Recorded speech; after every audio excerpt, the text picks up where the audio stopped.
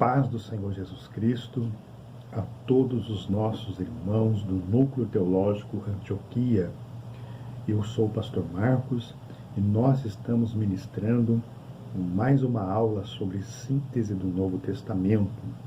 Estamos estudando especificamente o Atos dos Apóstolos, tá ok? Desejo a você uma boa aula em nome de Jesus. Vamos lá então na nossa introdução.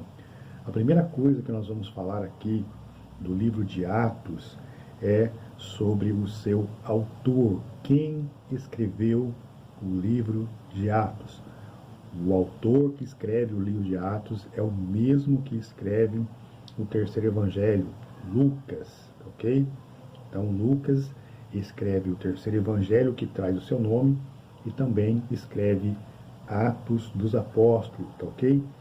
O autor identificado tradicionalmente com Lucas não quis dar por concluído no seu primeiro livro, no seu primeiro relato, né, dos fatos que entre nós se realizaram. Então fica claro aqui em Lucas 1:1 que no primeiro tratado não deu por encerrado os acontecimentos. Por isso houve a necessidade de dar continuidade nos fatos, nos milagres, enfim, na obra realizada por Jesus e também pelos apóstolos depois de Jesus, ok?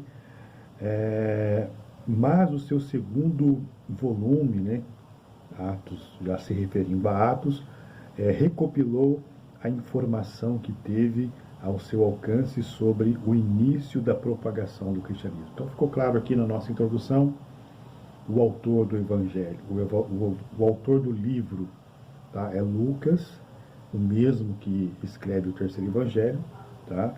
Ele deixa claro, lendo Lucas 1:1, que não havia ainda encerrado, né, ou não havia terminado ainda os relatos que entre eles foi realizado, então houve essa necessidade, tá?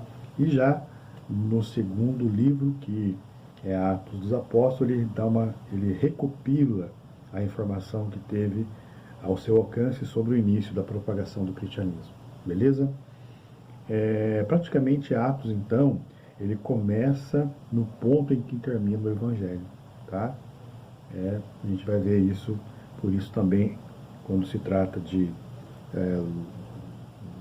do escritor Lucas, sobre a obra que ele escreveu, costuma dizer Lucas Atos, né?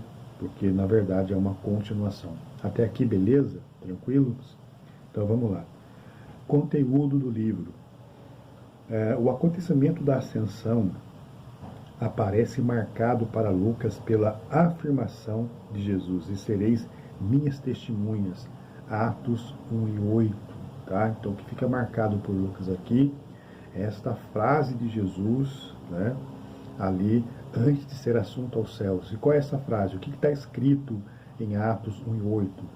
Na verdade, é uma orientação de Jesus para os discípulos, para que eles não se ausentassem de Jerusalém, até que do alto fosse revestido de poder, certo? E eles seriam testemunhas de Jerusalém, Judéia, Samaria e os confins da terra. Especificamente o verso 8 vai dizer: e recebereis sobre vós, certo? E recebereis sobre vós,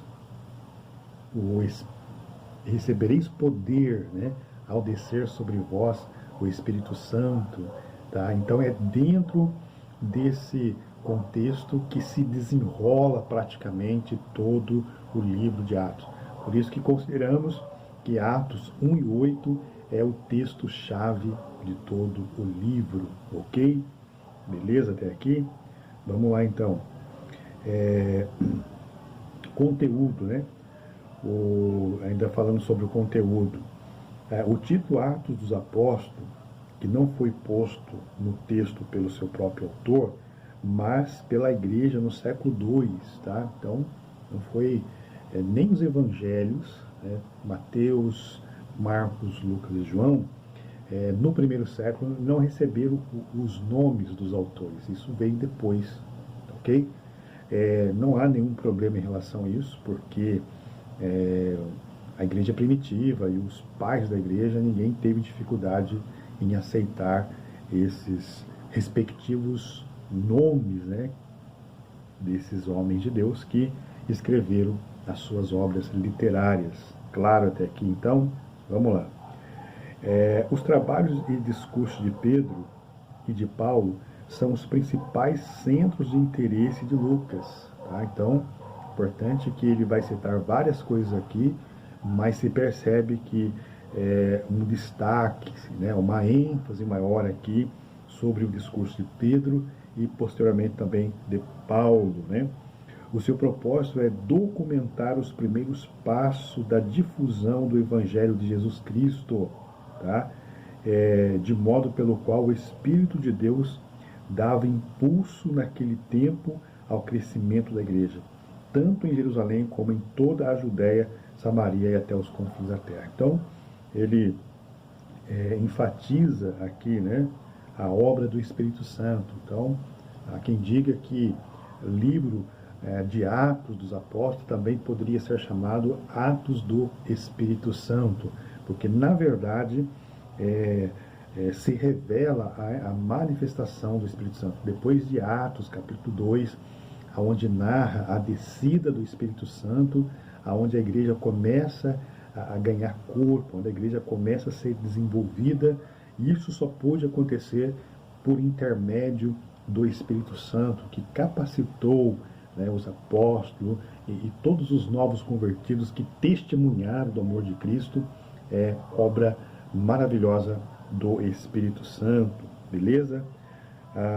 Jerusalém é o lugar onde começa a história da atividade apostólica. Jerusalém é o palco principal do início do cristianismo. É ali que se desenrola, é ali que se desenvolve, é ali que se dá os primeiros passos, amém? Então, Jerusalém, ela tem um papel importante na história do cristianismo, tá?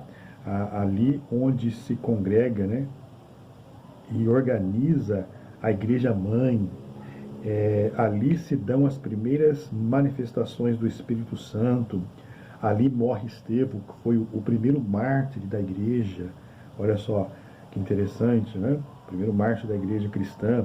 Ali se escutam as primeiras mensagens evangélicas, tá? Dali partem os primeiros enviados a anunciar fora dos limites palestinos. Então tudo começa em Jerusalém, até porque a ordem de Jesus era essa, né? Para que começasse primeiro em Jerusalém, ok? Vamos lá então,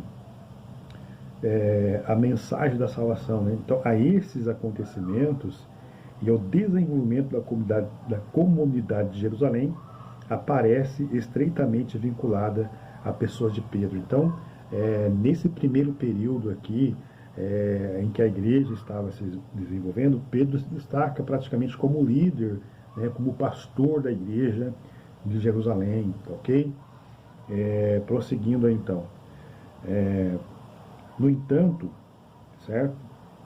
O mais interessado ainda se mostra Lucas na figura de Paulo, tá?